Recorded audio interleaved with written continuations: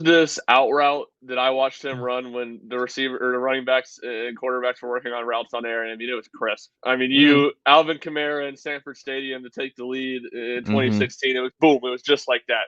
I mean, it was a phenomenal play in a phenomenal era that Lyn-J Dixon had. I mean, almost as long as Kevin Still lasted in Knoxville, and Not sadly as for much money, though. Lyn-J, as I say, sadly for Lyn-J, I don't think he gets that $1 million buyout that Kevin Still finagled out of his alma mater.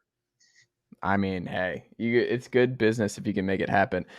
Ethan, when you look at the 4 scholarship running backs now left on the roster, a lot of folks worried. Like, I think Princeton Fant is RB number 5 if it comes to it.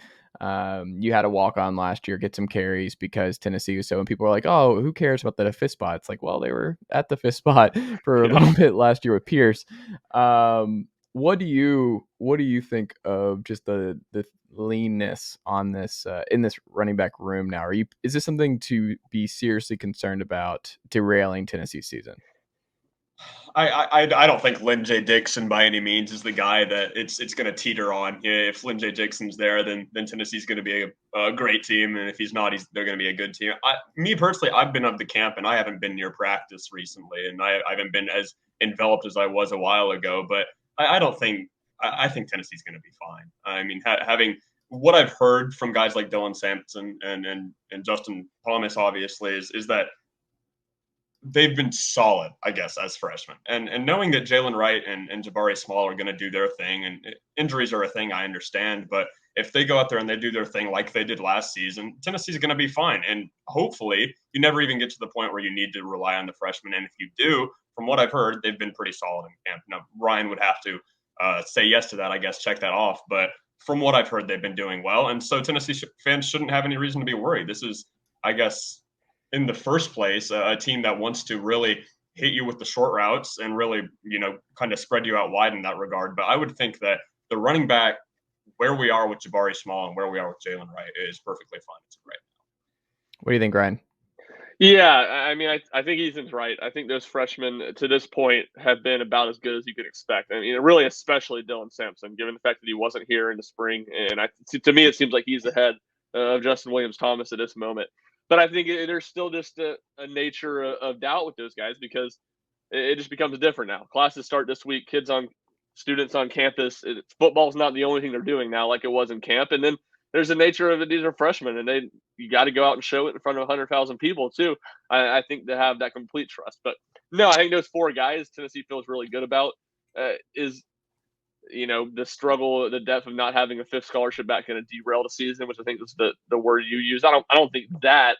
Do I think it could come into play? Yeah, absolutely. I mean, it's just like you said, there were 3 or 4 games last year probably where Tennessee used 5 running backs, and maybe they didn't have to in all those games, but it did happen. And I think it's interesting you brought up Princeton Fant because one thing that I'm going to be monitoring is, do they use him? Do they slide him in the backfield and pass protection even before they run out of any of these guys? Because I think they feel pretty good about Jabari Small in pass protection. Jalen Wright struggled in pass protection pretty badly last year as a freshman. He's been non-contact for most of fall camp. I believe he was back or he was doing full contact this week. And then those freshmen, I mean, that's kind of the biggest adjustment for freshman running backs is pass protection. So I think that's really a big question mark of the running backs that they have on the roster. I think that's the biggest question mark, and it wouldn't surprise me if you see Princeton Fant come in some pass protection situations play running back. And I think maybe another thing I'd be interested to watch and at least monitor if depth does become a concern. Do we see Jeremy Banks, get some short yardage carries, especially if it is Jabari Small that goes down? So I think it's not a huge detriment to this team, but it's something that's going to need to be monitored, and it's something that could become a problem if injuries persist. I would just be surprised if Banks flips. Like, with how many snaps he's going to be asked to be involved with, he's not going to flip.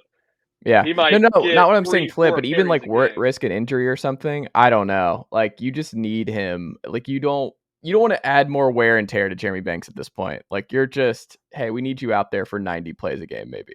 I don't know.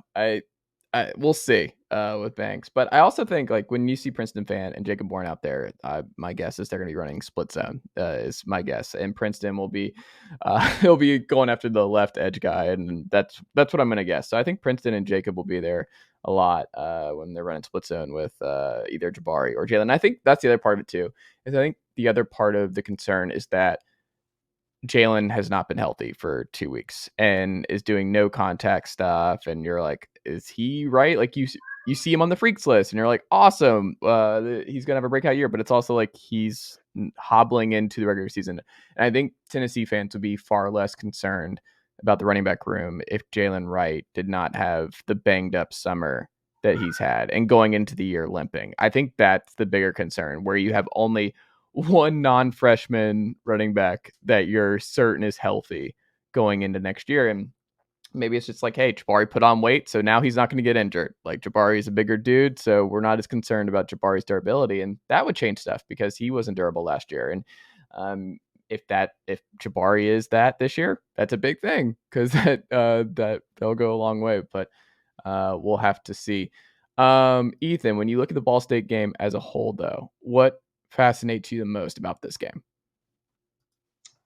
Just seeing how people that aren't named Cedric Tillman, just how they operate. I guess especially the wide receiver room is what I'm getting at there. It's kind of close to what you said earlier. Just if Bru McCoy can't go, who's going to be that next guy? Ramel Keaton is a guy I don't think that you brought up that probably will get more playing time if McCoy is not declared eligible before that. I'm not sure how he's going to do. I'm very interested to see if Jalen Hyatt does anything notable against a team like Ball State. Obviously, the cupcake game of the year that Tennessee is going to be warming up for Pitt for. Obviously, I'm very excited for that matchup. Obviously, and then obviously moving more into the season with the tough schedule that Tennessee has, but. Ball State is what Ball State is. It's going to be an easy game that Tennessee should win by 30 points, but you have to make sure that you're doing all the simple things right. I mean, you can't be fumbling the snaps on the first play of the game. You can't be, missing easy out routes. You can't be missing easy blocks.